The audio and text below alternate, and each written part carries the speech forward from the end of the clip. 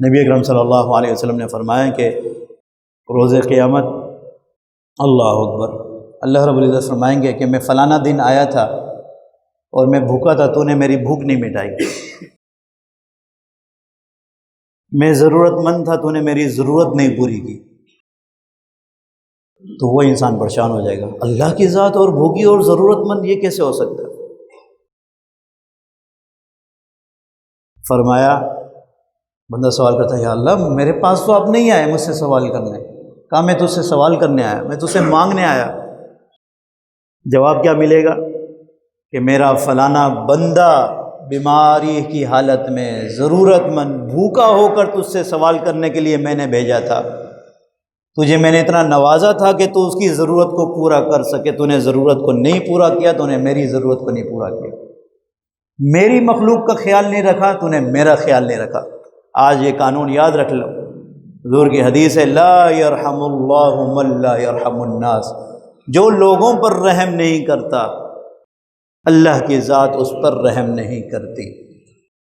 اللہ اکبر۔ تو خدا را جن احباب کو اللہ نے نوازا ہے، میری ان سے التماس ہے،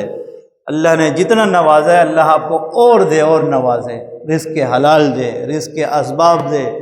مزید آپ کو نوازے، مگر اپنے ماتحت اور غریب لوگوں کا بھی خیال رکھ لیا کریں۔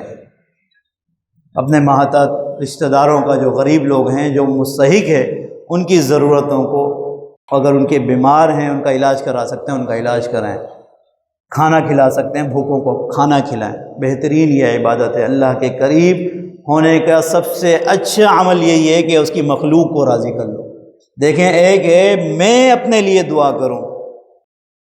تو اس دعا میں مجھے 100 خیالات بھی آ سکتے ہیں، یہ نہیں قبول ہوگی، یہ یوں ہوگا، یہ ہوگا، یہ فلاں ہوگا، میں نے دل سے نہیں مانگی، میں نے جلد بازی کی ہے، کچھ کیا ہے۔